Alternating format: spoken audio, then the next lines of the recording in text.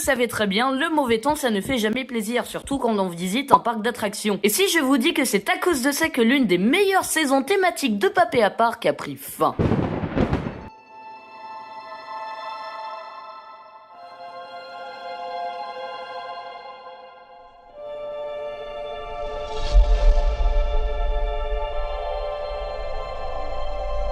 Bonjour et bienvenue dans cette nouvelle vidéo qui va traiter de la saison d'Halloween à Papéa Park. Tout ça commence en 2020, le Covid fait rage, et à la réouverture en juillet et non en avril comme d'habitude, la fréquentation avait descendu. Cela aurait donc dû se reporter sur l'année 2021, avec une nouveauté beaucoup moins coûteuse, voire même pas du tout de nouveauté.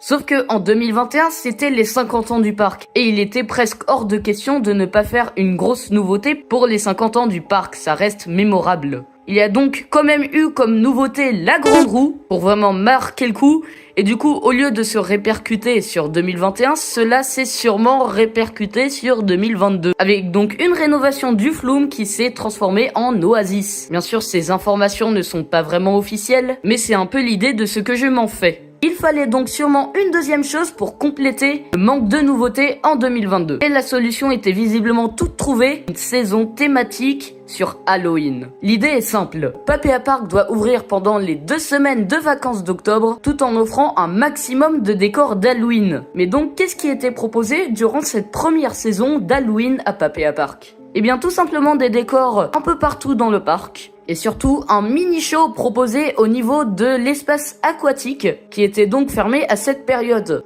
C'était un homme à la tronçonneuse qui voulait nous tronçonner, bien sûr avec une tronçonneuse où ils avaient enlevé la chaîne, ou alors une fausse tronçonneuse, je m'en rappelle plus vraiment, je n'ai pas trouvé de vidéo de cet événement malheureusement. Tout cela au milieu de squelettes, de bottes de foin et de marquages au sol. Marquages au sol qui sont tout de même restés un beau bout de temps par terre. L'année suivante, en 2023, on les voyait encore par terre. Et sinon, contrairement à Noël, où donc à cause du froid, la plupart des attractions étaient fermées, toutes les attractions, sans exception, étaient ouvertes. Sauf petit point négatif que j'avais remarqué sur cette saison, c'était les playlists musicales d'Halloween qui étaient beaucoup trop redondantes. Mais à part ce détail, la saison était tout simplement superbe. De beaux décors, un show en plus, et surtout 2 semaines d'ouverture en plus de d'habitude. Sachant que cela ne s'est pas arrêté aux 2 semaines, vu que entre le dernier week-end de septembre, là où le parc ferme d'habitude, et les 2 semaines de vacances d'octobre, le parc est resté ouvert. Ce qui pour moi,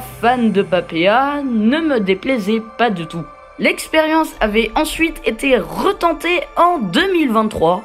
Avec en plus de cela l'incroyable Speedy Nuts, encore aujourd'hui le plus gros investissement du parc dans une attraction. Et c'était peut-être aussi la préparation à cette nouveauté qui avait peut-être valu une attraction plus petite l'année d'avant pour économiser en plus d'amortir le Covid. Et donc quels étaient les changements avec 2022 ? Et intéressons-nous au planning d'ouverture entre le dernier week-end de septembre, là où de base le parc ferme, et donc les 2 vacances d'octobre pour Halloween. Eh bien ils avaient arrêté donc le parc le temps de 2, 3, 4 semaines. J'imagine suite au manque d'affluence pendant cette période. Le parc réouvre donc pour les 2 semaines des vacances d'octobre, avec encore plus de décorations d'Halloween, toujours plus folles. Mais quand nous nous dirigeons à l'espace aquatique, il n'y a plus d'homme à la tronçonneuse. Cela peut paraître embêtant, mais quand nous nous déplaçons justement du côté de la nouveauté de l'année, c'est-à-dire le Speedy Nuts, voilà où il a été déplacé sans spectacle prévu, et tout cela dans les allées du parc. Ça faisait une très bonne animation et c'était encore mieux que l'homme à la tronçonneuse de l'année précédente. Bref, la saison était définitivement meilleure que la précédente. Mais malheureusement, les vacances d'octobre 2023 étaient au niveau de la météo beaucoup moins plaisant. Les jours de pluie se succédaient et même une tempête est survenue en plein milieu.